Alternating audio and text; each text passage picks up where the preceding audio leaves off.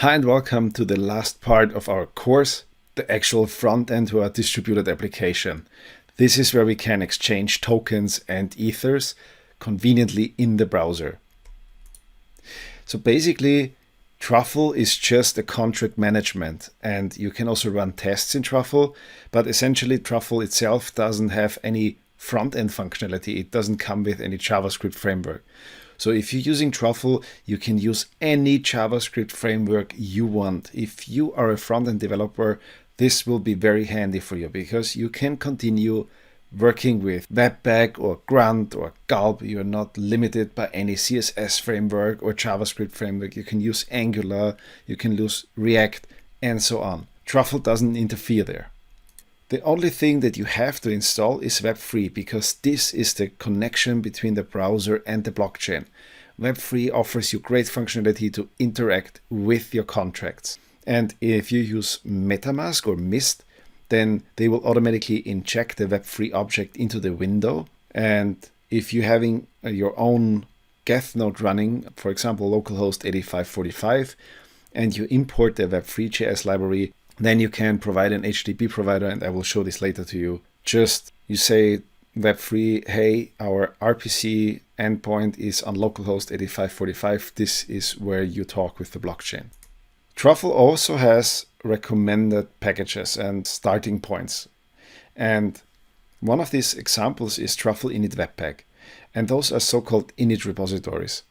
If you remember at the very beginning, we initialized our Truffle default directory, our Truffle directory, with Truffle init. But you can also initialize it with Truffle init Webpack, and it will download a repository, unpack it, and you have a full-blown Webpack pre-configured, pretty bare-bone example. They will probably be superseded by Truffle boxes, so they are kind of a migration period right now. But either the Truffle boxes or the init projects, both are pre-configured Webpack environments. And they are still Truffle independent. So if you are used to using Webpack on your own and configuring Webpack on your own, you can just head over to Truffle, initialize your Truffle project barebone without any JavaScript front end, and then add Webpack afterwards. So that's also possible. If you are deciding to use the Truffle init Webpack or the Truffle box, then it will basically download, in this case, the Truffle init Webpack repository and run npm install for you. Additionally to that, we added Bootstrap, so we have some nice layout in our files. So it's not really just barebone CSS. We use the CSS framework Bootstrap for that. And inside Webpack, we use the Bootstrap loader. And it's fairly straightforward to install this.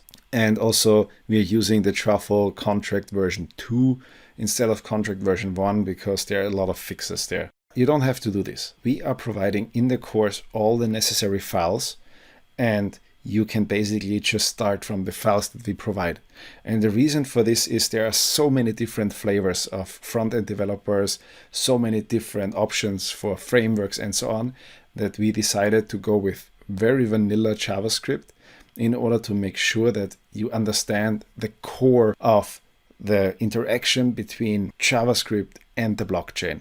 And our course will not be about web development. It will be about Solidity and distributed application development. So this is why we are providing the basic scaffolding around the app that we are going to write. So here's how you start. You go to the course repository, you open the last practical part folder, and you add the files from lesson 1 to your project. And then you run npm install. And it will take a while to download all the packages.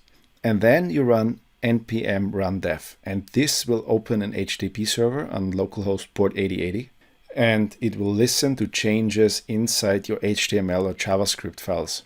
And when you have any changes, it will repackage your JavaScript, your CSS, your HTML files, and it will reload the browser for you. So that's actually a pretty convenient feature. If you haven't used it before, it's called Live Reload.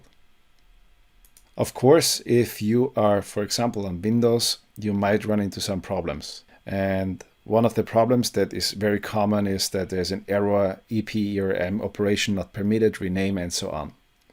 And this happens when you try to just run npm install, and it will ask you, you should run npm install with administrator rights or root rights and so on. Usually that doesn't help. So our suggestion is run npm cache clean, so it will remove the npm cache, which very, very often helps to fix this problem. If it doesn't help, then go to your app data npm cache folder and delete everything that's in there manually. If this still doesn't help, then try deactivating the Windows Defender, the Windows Defender's real-time protection actually, and try rerunning npm install. If this still doesn't help and you get a different error message, then ask Google. And if you cannot find anything in Google, then try to ask in the Q&A and eventually also upload the npm debug log that will be outputted inside the directory where you run npm install. So once you're finished with this section, you will be able to do certain things. First, obviously, you have to add the tokens to the exchange. So there's the token management side. Then you have to check the balances, both Ether balance and the token balance. Obviously, you want to deposit and withdraw both Ether and token. And there must be a possibility to trade one token against Ether and Ether against token. Here's what we will not be doing. We are not writing a full-blown app with all kinds of graphics and charts and logins, or we use Angular or React and so on. We don't write a single-page application. We are concentrating on the core functionality from our distributed app. And we are not using any JavaScript framework like React, Angular, Vue, and so on. And the reason is that we want to deliver the basic understanding of how Web3 works in combination with your browser and the blockchain. We will have 3 pages. One page will be for managing the tokens. So you can send tokens to another address, you can approve the token allowance, and you can obviously add token contracts to the exchange. So this is very similar to how we use the token contract, just in this case we are using it from our front end. Then obviously we want to deposit and withdraw both token and Ether. And we also have a site for that. It will be directly in our exchange overview where we can deposit and withdraw Ether and token. Now, obviously the last page that we need is to trade tokens. This will be our post orders page where we can have new orders and we also can look into the order book. Now let's get started. If you have any questions, head over to the course Q&A where we try to answer them. Or if you run into any problems, you might find it more handy to Google it first because you might find the answer immediately. Obviously, if you have some feedback for us, that would be very much appreciated. And I see you in the next lecture.